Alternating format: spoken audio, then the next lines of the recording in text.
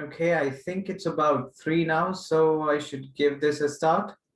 Mr. B, do you think it's okay to start? Right. Okay. So hello, everyone. Sorry, Jaswin. Yes, okay to start, I think. Yeah. Okay. So hello, everyone. My name is Jaswin Sunny. I'm a final year medical student at UCLan. And today what I'll be covering is the OSCE stations for the neurology subject. So, yep. Sorry. Just experiencing a bit of technical difficulties. Yep. Okay. So today's session's outcome is to talk about how to take a neurology history taking, cranial nerve examination, peripheral nervous system examination, and cerebellar examination. Okay. So just to go through the history taking for neurology itself. Now, when you step into an OSCE station, what the markers would ask you, or what the station would ask you, is to take a brief history before you can perform an examination. Now, sometimes the station might be solely for history taking, and sometimes it can be history taking and examination. So now you have to make sure that you're able to do a slick history taking and finish it under 5 minutes so that you can do your examination properly as well. But if it is a 10-minute station for history alone, then that's good. You can do a much more broader history taking and help reach your diagnosis at the end.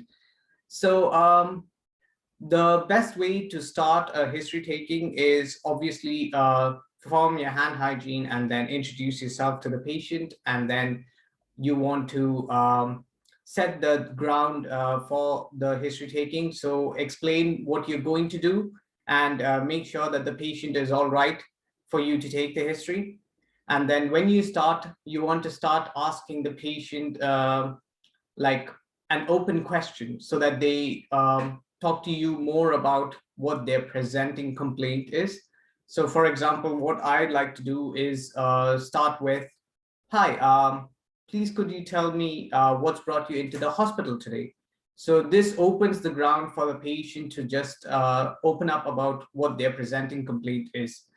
So now if it is about pain, you then move on to Socrates and then go through each and every point and find out where this pain is coming from.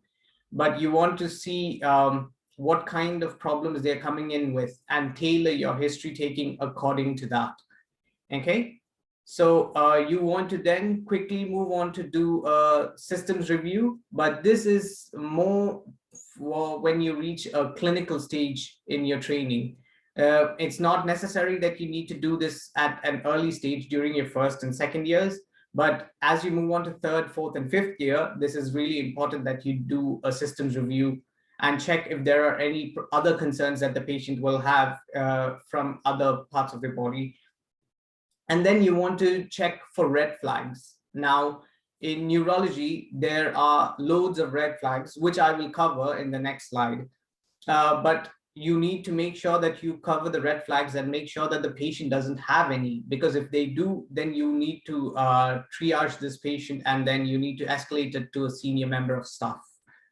Okay, so once you've done the presenting complaint and the history of presenting complaint, you want to then move on to cover and ask questions regarding the past medical history. So you want to ask them if there are any other medical conditions that they have at the moment. And so by doing this, you will then find out if there are any medical conditions that they already have that can exacerbate their current condition that they're suffering from. So you want to find out, like, for example, if the patient came in with a headache, then you want to see if they have any hypertension, any high cholesterol, or if they have diabetes, because these three can exacerbate their headache and can make it worse. So you want to kind of like tailor your history taking and then pick out the correct diagnosis. Okay. And then you want to ask them about their surgical history and find out if they've had any surgeries, and then move on to their medication histories, and then ask them if they're taking any medications, if there is any off-the-counter medications, and if they're taking any recreational drugs. Now, recreational drugs might be a sensitive topic, so please remember to give them a warning shot before you ask them recreational drugs. So what I'd like to do is just tell them that I'm just going to ask you a question that I usually ask all my patients, and it is a strange question. So if you feel uncomfortable, please do let me know. And then I move on to ask them, do you take any recreational drugs? And by doing so, usually they say no, but some patients, they do say yes. And you can then link it and see if that is one of the contributing factors to their presenting complaint. If not, you can then move on and ask them about their allergies and intolerances, and then make sure that they don't have any allergies, because when it comes to prescribing medications, you need to be very careful that you don't prescribe them something that they are allergic to. Then you want to move on to ask them about their social and family history. Okay. And by doing so, you want to cover some sensitive topics about their social life, which is smoking, alcohol intake, and then also ask them about their living conditions and any family members who they live with, who might help them with their day-to-day activities at home. And then you want to ask them if there are any medical conditions that run in the family. So this will again aid you in finding out what is going on with the patient, and also help you in managing the patient better in terms of a biopsychosocial aspect. Now, moving on, you then at the end of it, or you can do this at the start of the history taking, you can ask them what their ideas, concerns, and expectations are. By doing this, what happens is that you help the patient express what they expect from you, and also gives you an idea of what the patient thinks is happening with them. So now that would give them this sense of familiarity, and also the sense of comfort that you are there to help them. And then this gives you an opportunity to help the patient by clarifying their concerns and helping them out as a whole.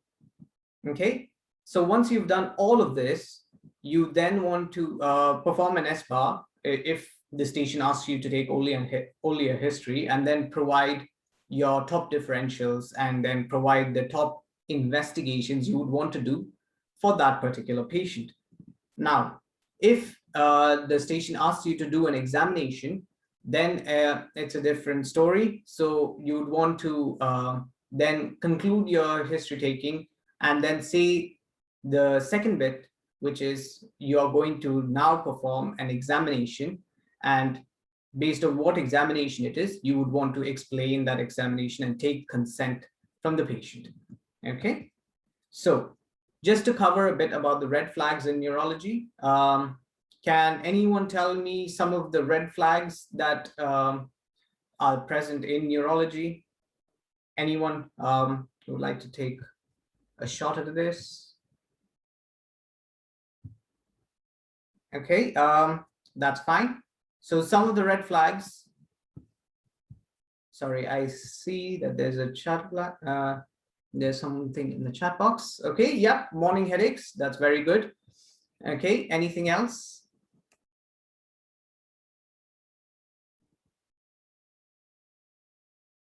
Yep, loss of consciousness is another. So yeah, these are some of the main red flags in neurology that you have to look out for when you take a history from the patient. So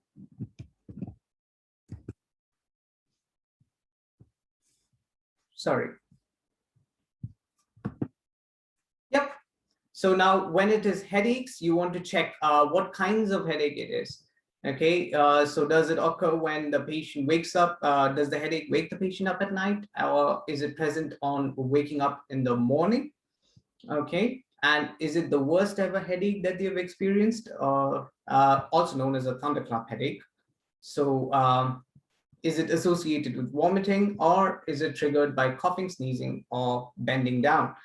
Now, if the patient says it's the first one, you usually want to think it might be a brain bleed. So it could be a subarachnoid hemorrhage, okay?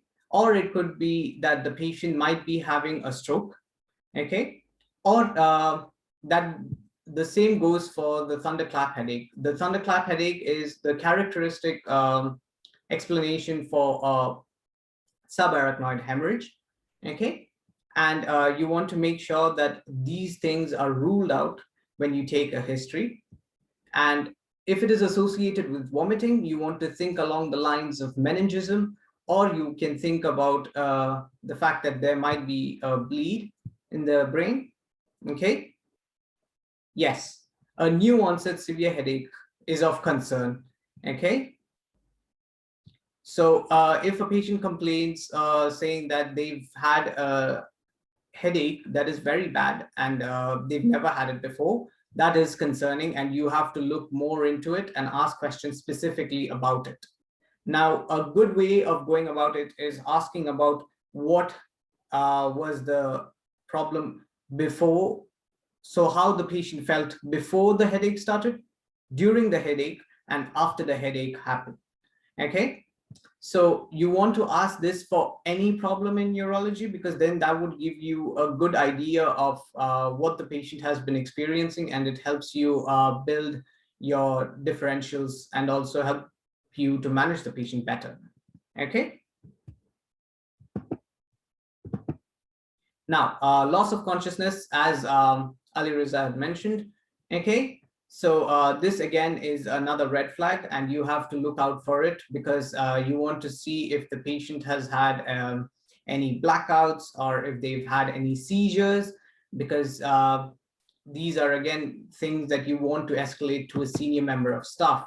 Okay, again, features of meningism is photophobia, neck stiffness, and also with or without vomiting. So again, you want to make sure that the patient does not show any signs of meningism. And you want to check if the patient has any fever, okay? So you want to rule out that the patient does not have any meningitis, okay? So now there's a question, is impaired vision a red flag as well? Yes, so impaired vision, if it is sudden onset, so you want to say, you want to think along the lines that it is a red flag, because it's something that is going acutely wrong within the brain. So yes, I would say impaired vision is, if it is sudden onset, it is a red flag. But if it is ongoing for a long period of time, it might be that the patient might have glaucoma, or they have loss of vision or impaired vision due to hypertension. So it's something that you have to look out for when you take their past medical history or past surgical history, or family history as well. And their age is another factor to look out for as well. Okay, so now the next thing you have to look out for is urinary retention, bowel incontinence, or saddle anesthesia. Now, when patients tell you that they can't urinate when they want to, or if they can't control their bowel habits, or if they have loss of sensation around their perineum, their genitals, or their back passage, you want to think along the lines of cauda equina syndrome, and then see that there might be a compression causing these symptoms to happen. And again, try to raise it to a senior member of staff, and they will probably refer the patient to neurosurgery as soon as possible. And then you want to check if the patient has any speech problems and any acute loss of limb function. So this would allow you to then rule out diagnosis like stroke, or any any hemorrhages or any trauma incidents that might have happened to the patient. Okay, so these are things you want to look out for when you take a history from the patient. Okay, so now moving on, I'm now going to talk about the cranial nerve examination, and this is a station where you can score easy marks, and it's very easy to do once you know what the steps are and what you're looking for, right? So now, as you all know, and this is something that has been taught in phase 1, there are 12 cranial nerves, and you need to know what each cranial nerves are and what their functions are. Okay, so when you do a general inspection for any examination, you need to do a inspection of the patient's bedside, and you also want to do an inspection of the patient themselves. Now, when you look around the bedside, you want to make sure that you look out for things that are relevant to this particular examination first. And then you can see if there are anything else that could be of some use, okay, to help you find out if there's something wrong with the patient. For example, you can look around the bedside to see if there are any medications, okay? So, for example, if they have brought with them some eye drops, or if they have brought some medication like levodopa, you know that they are being treated for Parkinson's disease, okay? And you want to check if there are any sensory impairments that the patient may have. So they would bring with them some hearing aids, or they would be wearing glasses, or they may have special footwear. So you want to make sure that you notice these things and you comment on them, so that the examiner knows that you're aware of what the patient has come in with. Okay. And then you want to make sure if there are any devices that are around the patient or that are connected to the patient. Okay. So this could be anything. It could be IV fluids, or it could be cardiac monitoring devices. It might not be relevant to the patient's current diagnosis, but it is just to rule out what the patient, they just want to rule out some other diagnosis that the patient might have. Okay. So next, you want to do a general inspection of the patient themselves, and you want to see if the patient is comfortable at rest or not. Okay. And you want to see if there is any factors that might cause them any distress, and you want to rectify that as soon as possible. And then you want to check if the patient has any signs of facial asymmetry, any rashes on their body, or if they've got any impairments that is visible to you. Okay. So when I say facial symmetry, it could be that they might have a drooping lip, and or they might have sunsetting eyes, which means they are not able to completely open their eyelid. Okay. So it's called ptosis, right? Sorry. So you want to look out for that, and then you want to comment on it, because that will help the examiner know that you are aware of what you're looking for. Okay.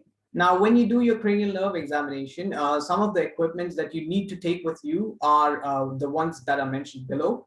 Okay. So you want to take your tray, cotton wool, neurotip, tongue depressor, tuning fork, pen, torch, tendon hammer, and sharps bin. And then you want to go to the patient's bedside, and again, make sure that you explain the procedure to the patient, and then you want to take consent from them and make sure that they are happy for you to proceed, and give them the opportunity to stop you and ask you any questions if they have any during the exam. Okay. You just want to give them that opportunity, because then that makes them feel at ease, and they can then help you do your examination well, and they'll cooperate well with you. Okay. So your first cranial nerve is your olfactory nerve. Okay. Now the olfactory nerve's function is, as the name suggests, is to help you with the sense of smell. Now, usually what you can do is ask them questions like, have you experienced any changes in your sense of smell or taste? Okay. Now, when you ask this, the patient usually says that they don't have any problems. But if they do, you know that there is something wrong with the olfactory nerve, or they might have COVID. Okay. So you want to look out for this, and then comment on it. And then what you can do just to test it, usually your clinical supervisors might just say you can just ask the questions. But if you want to test it, you can do it by using things around the bedside, which has a recognizable smell. So I would say what I do is just take some alcohol hand gel and then ask the patient to smell it. If he or she is able to smell it, I'll then comment saying that the olfactory nerve is intact and there is no problems with the olfactory nerve. Okay, it's not necessary that you have to do the second step, asking them to smell objects or substances, but if you want, you can do that, right? Your next cranial nerve is your optic nerve. So this is the cranial nerve that supplies your eyes and helps you with your vision. Okay, now you want to do a focused inspection of the eye when you're doing the optic nerve examination. So you want to check their eyes and see if they have no problems with their iris or their pupils, and then you want to make sure that their cornea is light blue and that there is no redness of the eye or no scars around the eye.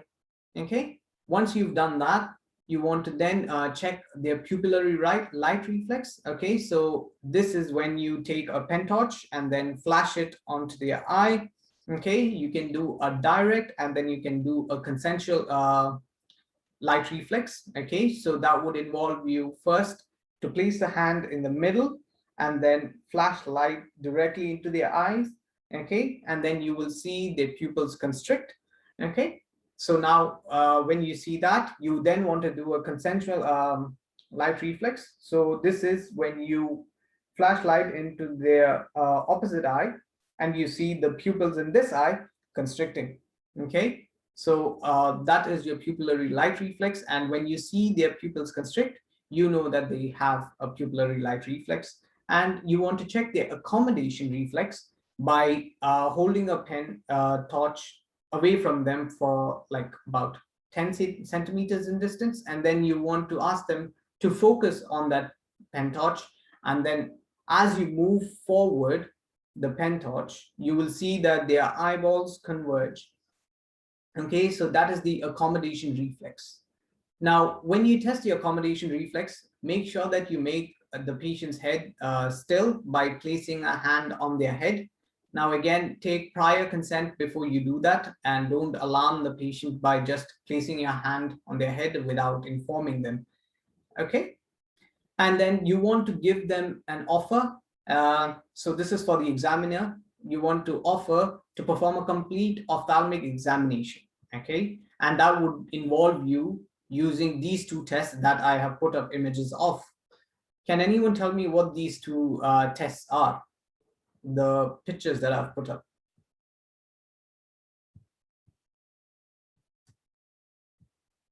What are these tests used for? Or what are the names of these tests? Okay. Yep. On the left side, it is to check for color blindness, and this is known as Ishihara's plate. Okay, so you use this to check color blindness. That is correct. And what is the one on the right? Yep, it is to check the vision. Okay, so this is your Snellen's chart, and you use it to check your vision and to find out what power of glasses you would require in order to correct your vision. Okay. So this is something that you would ideally do in an ophthalmic examination, and you would do that in detail and make specific comments so that the examiner knows what exactly you're testing for when you're doing these tests. Okay. Yep, visual acuity as well. That is something that you would have to check when you're doing the optic nerve exam. Okay, and you want to make sure that the patient is able to see properly and are able to comment exactly what you ask them about. So if they say that they experience any blurred vision or any issues with the pen torch, then you want to comment this to the examiner and tell them that there's something wrong with their optic nerve. Yep. Okay. Does anyone have any questions at this point?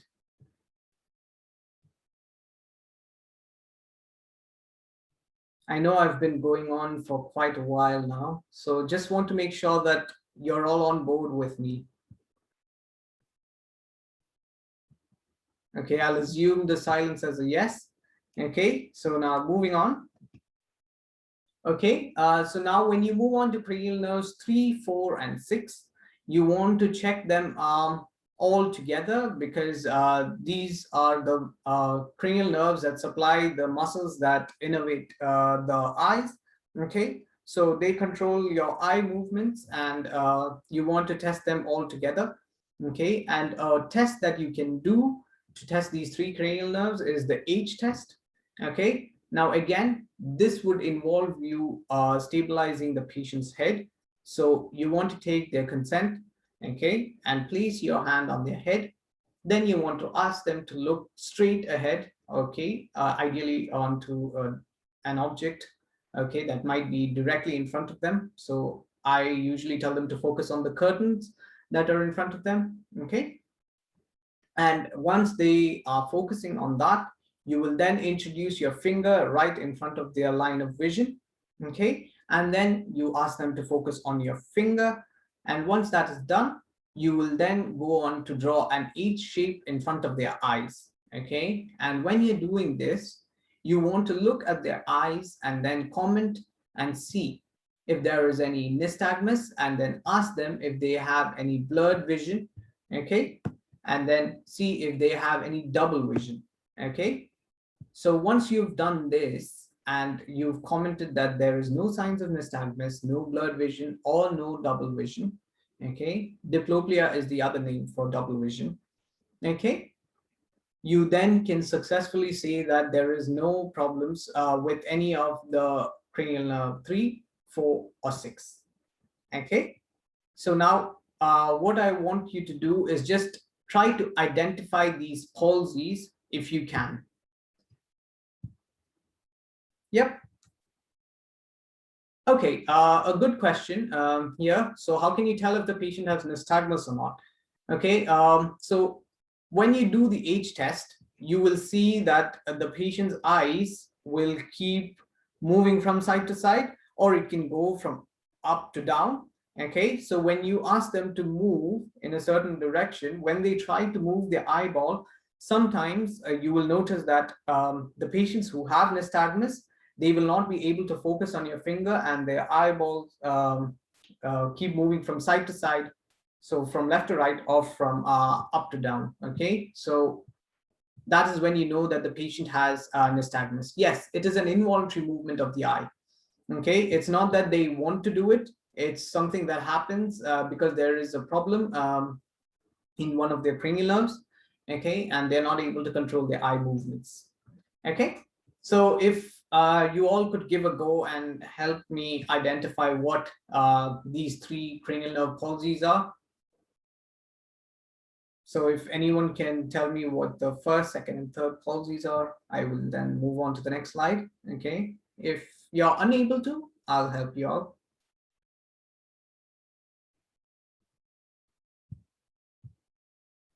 Okay, I think there's one answer so far. Okay, yeah, that's fine. Right.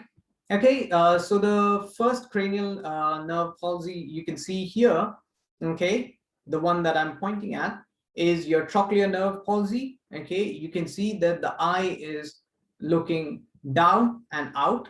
Okay, so that is a classical feature of your trochlear nerve palsy. Okay, your second image shows you an oculomotor nerve palsy. You can tell because the patient is showing signs of ptosis, okay, and you know that the oculomotor nerve supplies the levator palpebris superioris, which is the muscle present in your eyebrows. So they can't usually bring their eyelid up completely like in this side, okay, and you know that the muscles innervating the eye by the oculomotor nerve doesn't work as well. Okay, and the last one is abducens, because the patient clearly cannot abduct their eye. Okay, so they can't look outward. So what would happen is patient with abducens nerve palsy usually look in and up, okay, as shown in the picture. Okay, abducens means abduct. Okay, so just to go back, I want you guys to be very familiar with this table.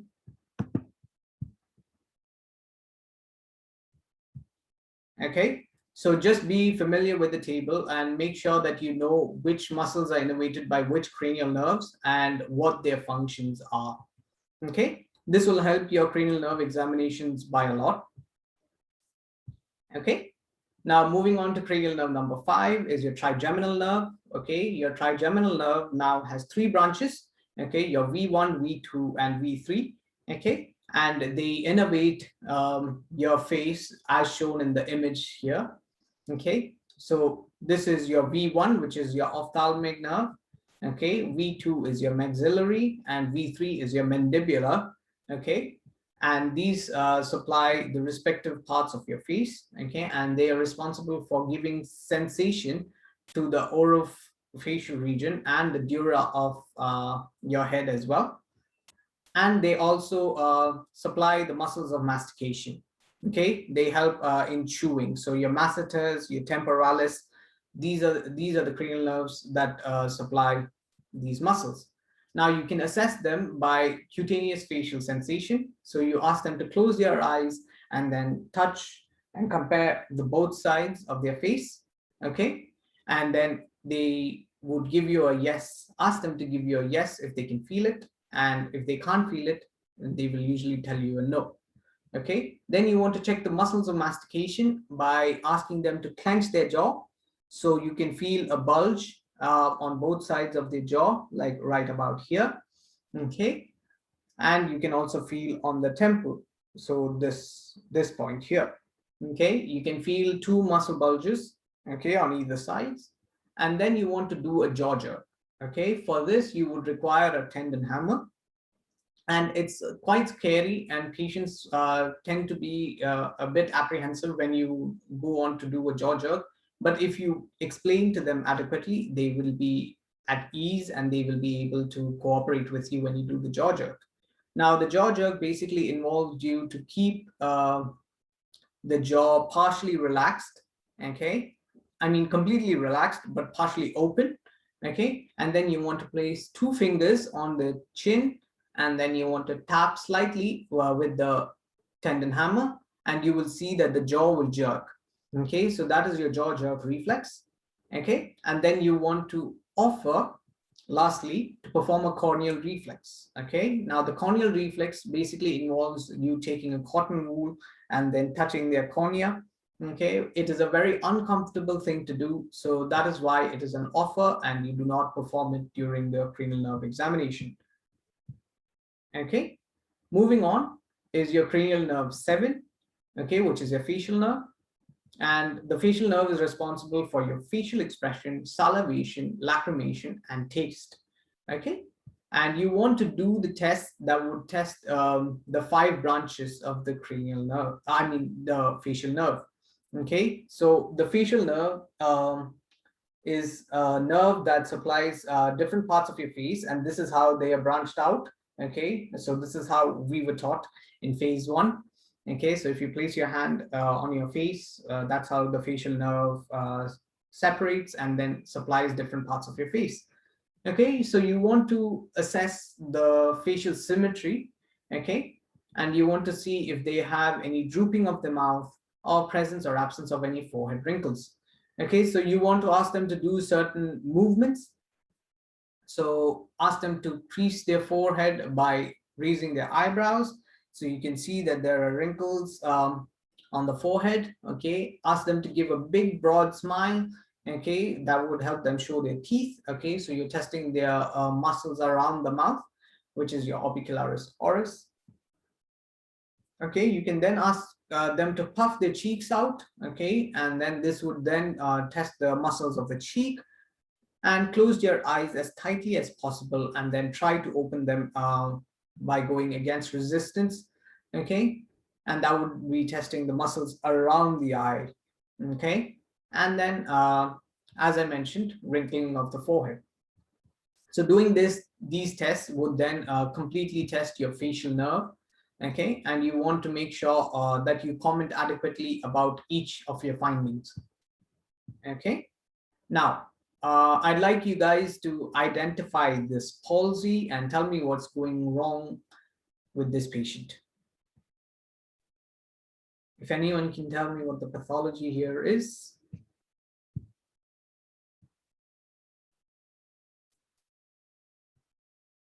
You can take a shot, take a guess. Okay, I can see there's a comment in the chat box. Okay, yep, the forehead is involved, so it's Bell's palsy. Yep, that is correct. So this here is a Bell's palsy, which occurs when your facial nerve has been affected. Okay, so you can see that there is no wrinkling on this half of the face, which is the right side of the face. Okay, so the right side of the forehead is not wrinkled. Okay, he is not able to squint his eyes. He is not able to give a big grin. Okay, so you can see that this part of the lip, the right lip, has been drooped down, and he is not able to make any facial expressions on this half of the face. Okay, now usually when patients have stroke, they're able to wrinkle their forehead, but they're not able to give you a grin. They're able to squint their eyes, they're not able to grin. Okay, this is because the nerves that are supplying the lower part of the face is affected for stroke, whereas in Bell's palsy, all the nerves that are that are supplying your face will be affected. Okay, so that's the difference, and that's how you differentiate if the patient has Bell's palsy or if they have stroke, right? Okay, so moving on.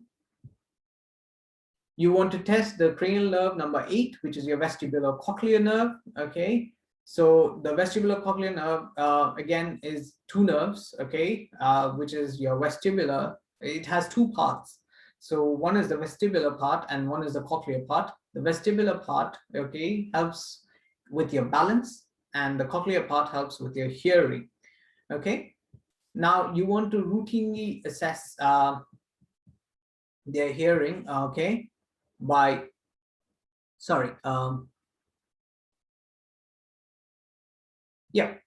so Mr. B has mentioned that the difference between stroke and Bell's palsy is that Bell's palsy is supranuclear, and your stroke is an intranuclear fifth nerve palsy. Okay, so now moving on, your vestibulocochlear nerve. Okay, you want to test it routinely by doing the whisper test. So this involves you going very close to the patient's ear, okay, and then whispering something, and then asking them to repeat back what you whispered to them. Okay, and you do this on both ears and test their hearing. Okay, and then you want to offer performing a formal hearing test, which is your Rinne's and your Weber's test, which is something that you learn in your year 2. Okay, that involves you placing a tuning fork at the mastoid process, which is the bone present behind your ear, and then asking them if they can hear the vibrations when it has started and when it has stopped, and then placing it on their forehead as well, and then asking them which side can they hear it the loudest. Okay, so that is your Rinne's and your Weber's test. Okay, which is something that you'll just offer here. Okay, moving on, you then want to test cranial nerves 9 and 10, which is your glossopharyngeal and your vagus nerve. Okay, so here cranial nerve 9 is involved in swallowing, salivation, taste, and general sensation. And cranial nerve 10 is involved in swallowing, speech, taste, visceral and motor sensation, and general sensation. Okay, so now you want to test these 2 cranial nerves, okay, by asking them to open their mouth as wide as possible, using your pen torch and assessing the structures present within the oral cavity. You want to assess their soft palate and you want to assess their pharynx. Okay, now you want to ask the patient to say ah by using a tongue depressor and pushing their tongue down. Okay, and then you want to check for any asymmetry that may be present. Okay, so if you can have a look here. So if you can follow my cursor, you can see that the uvula is central, okay, and it is not deviated, okay, and the pharynx is contracted, and then your soft palate is raised, okay. This is a normal response when a person opens their mouth and says ah, okay. But here you can see that there is a clear pathology. The right side of the pharynx, okay, is the right side of the the right side of your soft palate, okay, is raised and contracted, okay, whereas the left side is not raised, okay, it is downward and it is very relaxed, and you can see that the angle is very wide as well, and you can clearly see that the uvula is deviated to the right side, okay. This shows that there is pathology, okay, with the glossopharyngeal, okay, and the vagus nerve, right? So you want to offer, okay, you want to offer here to perform a gag reflex, okay, and that is a very uncomfortable thing to do, so you just want to offer that, okay.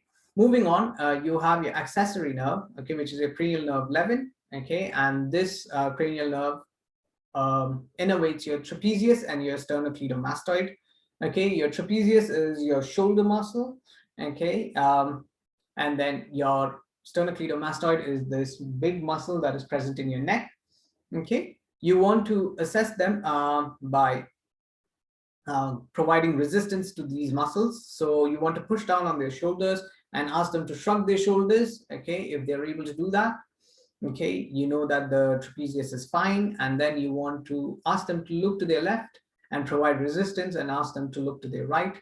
If they're able to resist, okay, and try to move to the right, then that's good, and you know that the sternocleidomastoid is well, okay, and you want to do that on both sides, right?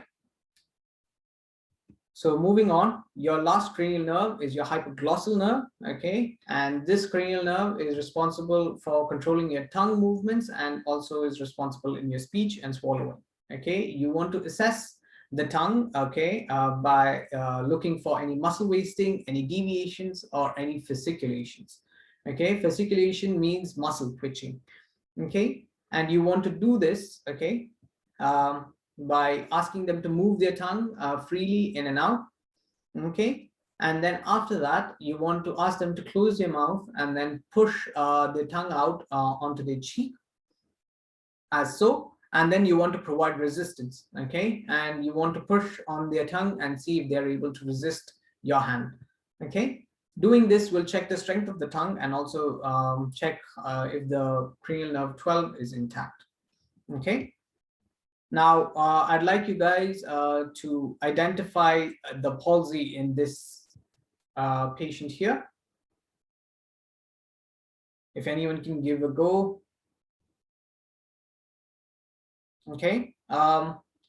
So this cranial nerve palsy here is a hypoglossal nerve palsy. Okay. You can see it because there is a clear muscle wasting present on the left side of the tongue, whereas the right side is completely fine, okay. And because the right side of the tongue is not affected, it overtakes the left side, okay, because it is stronger than the left side, hence it will overtake, and that's why you can see that the tongue is deviated to the right side is deviated towards the left because it's overtaking, okay. So this is a hypoglossal nerve palsy, okay. So you want to conclude the examination, okay, by thanking the patient, asking them if they need any help at all, okay, with returning their glasses, or if you want to help them in dressing up at all, that would be fine, okay. And then you want to perform an S-bar, okay, and conclude your findings. Would anyone like to give an S-bar? Okay, it can be short, it can be quick. Okay, because there is time restrictions, I'm just going to move on. So that is the end of the cranial nerve examination. Okay, So does anyone have any questions at this point?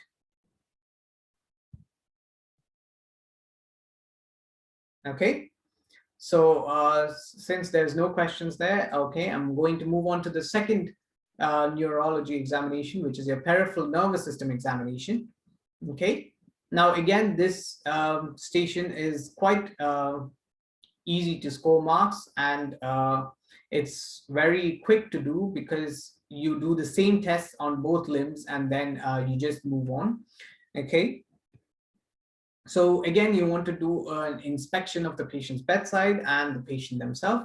You want to check if they've got any medications, okay, any obvious sensory impairments as mentioned before, any special footwear, any walking aids, any equipments in the arm.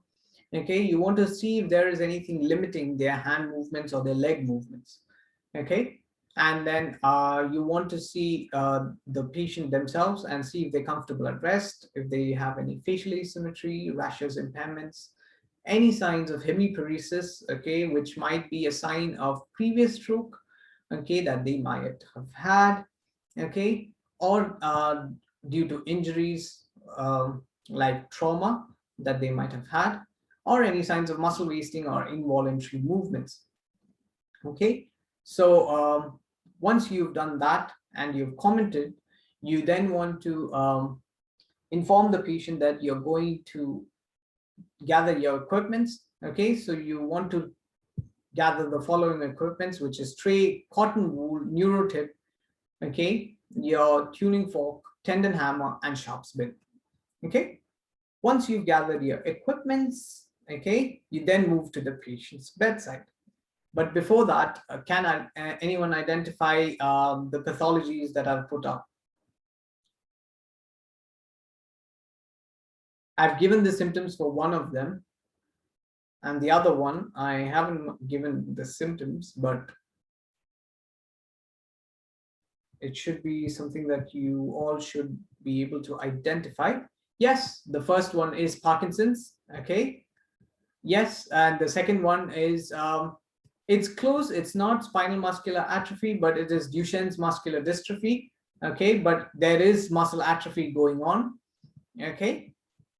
It's very difficult to tell what kind of pathology the second patient is experiencing by just looking at them, okay? It could be that the patient might have cerebral palsy, Duchenne's, or spinal muscular atrophy, but in this case, this patient is having Duchenne's, but this is something that you have to test further to find out what the actual diagnosis is. But very good for finding out that the patient is having muscular atrophy. Okay, yes, and the first image is Parkinson's. Okay, now golden rules to follow when you're doing peripheral nervous system examination is to compare the unaffected limb to the affected limb. Okay, this is to help you find out what is normal for the patient and then compare the affected side to the unaffected side. Okay, and this would enable you to find out the degree of problem that the patient is experiencing. You then want to make sure that if both limbs are affected, you still want to compare and assess the severity of the condition in both limbs. Okay, so if you do this, you will then be able to identify what the gravity of the problem, and then you would be able to escalate it to your senior colleagues. Okay, always remember to compare when you're doing your peripheral nervous system examination. Now, the first thing to do is after checking the patient's well-being and also taking consent from them, and by comparing both sides, you want to check their tone. Okay, now tone refers to general resistance of a joint when moved through normal range of motion. And you want to check this by providing resistance to each joint, okay? And you want to check for hypertonia or hypotonia. It basically means you're testing for whether or not they have high tone in their muscles, okay? Which means they are finding it very difficult. You are finding it very difficult, okay, to elicit a movement, or you're finding it very easy to elicit a movement for the patient. Okay. Now, when you examine, you should examine their wrist, elbow, and shoulder. Okay. And you should do this on both sides. Okay. And when you examine their wrist, elbow, and shoulders, okay, ask them to keep their joints or their hands as relaxed as possible. Okay, so that you're able to move it accordingly and do all the ranges of motion. Okay, so that's your pronation, supination, okay, extension, flexion, and then you want to go on to the elbow joint to check for extension and flexion, and then the same for your shoulders, which is your adduction, abduction, and circumduction. Okay, you then want to, once you've compared the right and your left limb, okay, you want to then move on to your lower limbs and examine the hip, knee, and ankle, again telling them to keep it as relaxed as possible. Okay, you want to keep their legs exposed. Okay, and then you want to check, do a general inspection to see if there's any muscle fasciculation, any muscle wasting, or any surgical scars, and then move on to check the tone. Okay, and then when you do that, you want to keep their legs as floppy as possible and then try to roll it. Okay, and if you're able to do that, you know that they have good tone in their legs.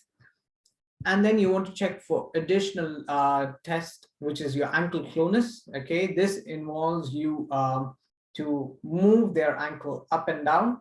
Okay, and then suddenly just move their ankle upwards. Okay, and by doing this, if they provide any resistance to your hand, you know that they have ankle clonus. If they don't, they don't have any ankle clonus, right? These are your dermatomes, and you should know this when you're doing your peripheral nervous system examination, okay? Because when you check the sensations, you should mention what dermatome you're checking for, and this would also impress your examiners and will help you gain extra points when you do your peripheral nervous system examination, okay? So this is just like a reference point. So when you guys do your peripheral nervous system examination, don't forget to learn your dermatomes. Okay, next you want to check for the power. So you examine by moving the joints, okay, against resistance, okay? And this time, this is active movement, not passive movement, okay? When you're checking your tone, you were doing passive movements. Here you're doing active movements where the patient is involved. Okay, so you ask them to do general tests to check their peripheral muscles. Okay, so you ask them to keep their hands up like this. Okay, and then you provide resistance from the top and try to push it down. If they try to resist, you know that their shoulders are fine, and then you do so with all their limbs. Okay, so all the joints, you will check them for power. Okay, and these are the ones that are mentioned, okay, and also the dermatomes that you're checking for as you do each movement, okay. Now, when you are done when you're done checking the power of their limbs, you want to use the MRC power scale, okay, and then try to rate their power from 1 to 5, okay.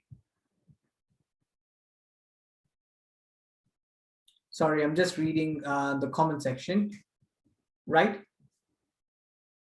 Yep, so you want to use the power scale, okay? So if the patient is showing a complete range of motion, okay, and they're giving you full resistance, okay, you know that the power is a 5, okay? But if they're showing anything less than full power, you want to see where they fall in the MRC power scale, okay?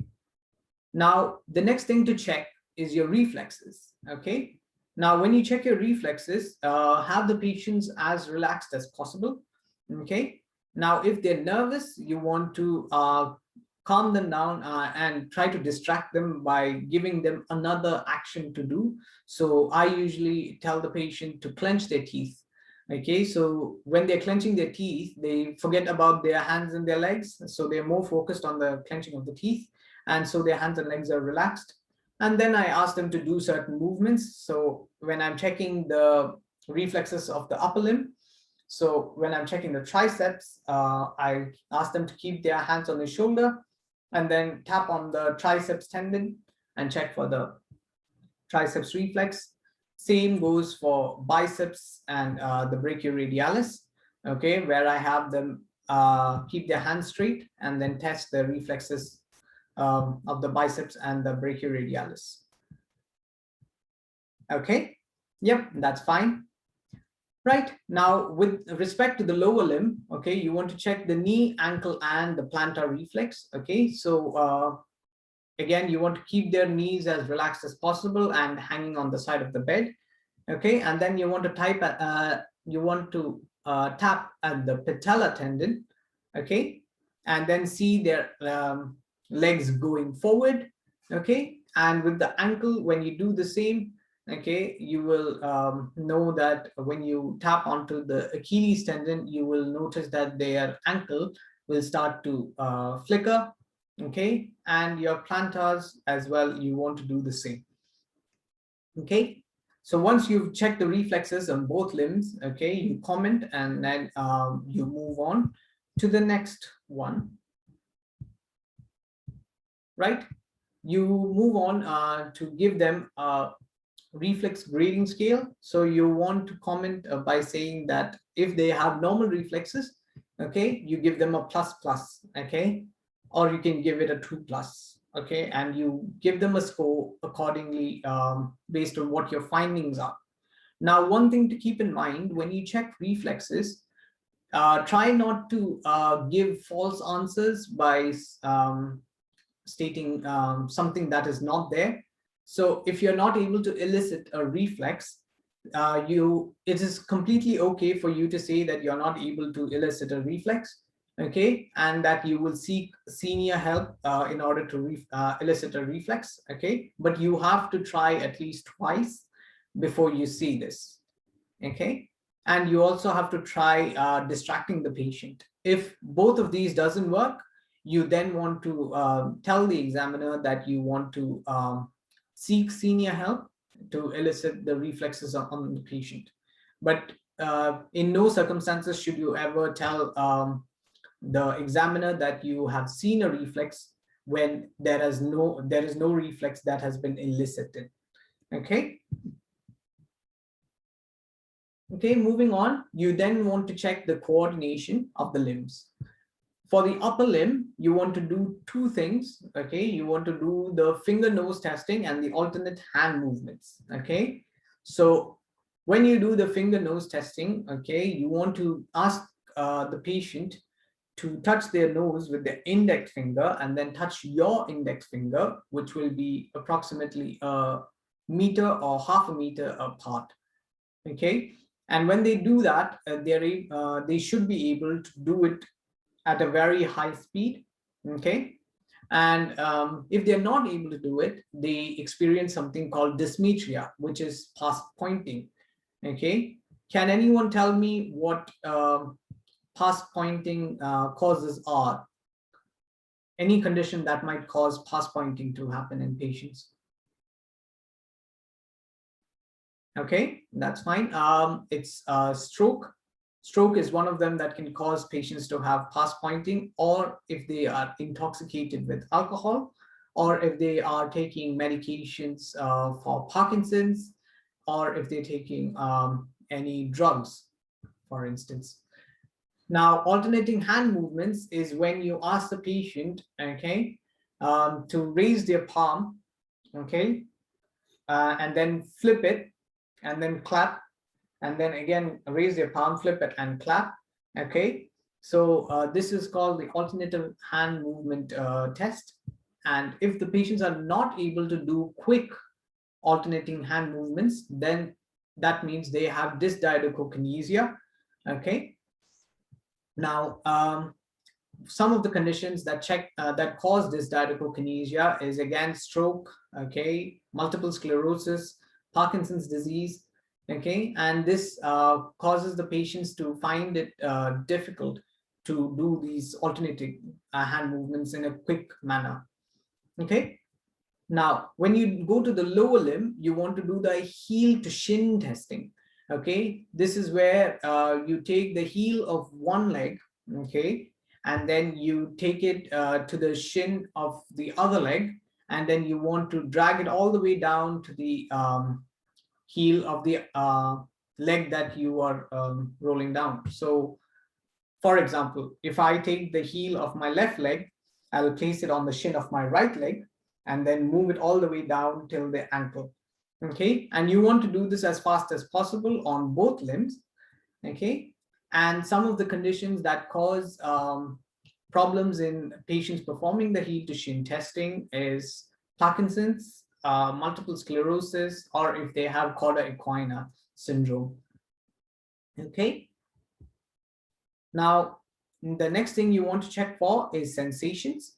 Okay, so upper and lower limb, you want to check the sensation by the dermatomes that I had mentioned before. Okay, so first you want to show the patient what you're going to what they're going to experience. Okay, so if you're taking a cotton wool, okay, you want to show them how it feels on the chest first. Okay, and then you want to show how it feels on their limbs. Okay, so the fine touch is what you do with the help of a cotton wool, and you do it accordingly with respect to the dermatomes that I had shown you before. Then you want to use the neurotip, okay, for which you would need a sharps bin to dispose of. Okay, you will then use the neurotip and then press on the specific dermatomes and then compare it on both sides and ask the patient to close their eyes. When you do fine touch and pinprick, the patient should be closing their eyes and should be able to tell you when you're touching them, and then give a yes when you touch specific dermatomes. Okay, and if they're not able to feel it, you should ask them to give you a no. Okay, now same goes with vibration as well. Okay, you should use the 128 hertz tuning fork. Okay, and when you're trying to get the tuning fork to vibrate, try not to hit it on the bed, but try to use your fingers to elicit the vibration on the tuning fork. Okay, and you want to use your fingers, and once the tuning fork is vibrating, place it on their joint and then ask them to close their eyes and ask them if they can feel the vibration and when the vibration has stopped. Okay, so now doing this will help you identify that the patient has a sense of vibration, okay, and that they can feel that. Now, proprioception is identifying, being able to identify your joint in space. Okay, so if you ask the patient to close their eyes and you isolate one of their joints, for instance, I'm going to isolate my thumb joint. Okay, so now if I were to close my eyes and move my thumb joint up and down, me closing my eyes will be able to identify which direction my thumb is moving. Okay, now some patients, if they have any cerebellar problems or if they have had any stroke, okay, they will not be able to identify proprioception, so they won't know which direction their joints are moving. Okay, and the last test is the 2-point discrimination test. Okay, this is where you use 2 neurotips, okay, and then touch the patient simultaneously, okay, whilst they're closing their eyes, and then ask them how many neurotips they can feel. Okay, sometimes patients may say 1, sometimes patients may say 2. If they say 2, you know that they are able to discriminate between 2 points. Okay, if they say 1, they are able to discriminate only one of them and not the other. Okay, and you know that there is some pathology going on. Okay, now you want to conclude the peripheral nervous system exam by thanking the patient and asking them if they need any help dressing up. Okay, you ideally would like the patient to roll up their sleeves up to their shoulders so that you have a good look at their arm, and the same goes for their legs. They would have to roll up their pants all the way above their knees so that you can have a good look at their legs, okay, and comment adequately. So you provide them help with dressing up, and then if they are wearing special shoes, help them with that as well. And then you complete the examination by saying, I would like to complete the peripheral nervous system examination by handing over in an S-bar format, and you give them the S-bar, give the top differentials, and then give the top investigations that you would like to perform for that particular patient. And then that is the end of peripheral nervous system examination. Now, the last examination that falls under neurology is your cerebellar examination. Okay, right. Now with cerebellar examination, okay, it is an overlap between your peripheral nervous system examination, and a lot of it is very similar to what you do in your peripheral nervous system examination. Okay, you inspect specifically for any tremor first, okay, and then comment on the patient's speech, okay. And you do this because you want to check if the patient has had any cerebellar stroke, if they've had any viruses that has been affecting their cerebellum, or if they have been intoxicated with alcohol. Okay, this might be some of the few conditions that might affect their speech. Okay, then you want to examine both right and left eyes for nystagmus. Okay, which is again involuntary movement of your eyes when moved in a certain direction. Then you want to test the tone in their upper limbs, coordination in their upper limbs, then check coordination in their lower limbs, and then you want to test their gait by asking them to do the heel to toe walking.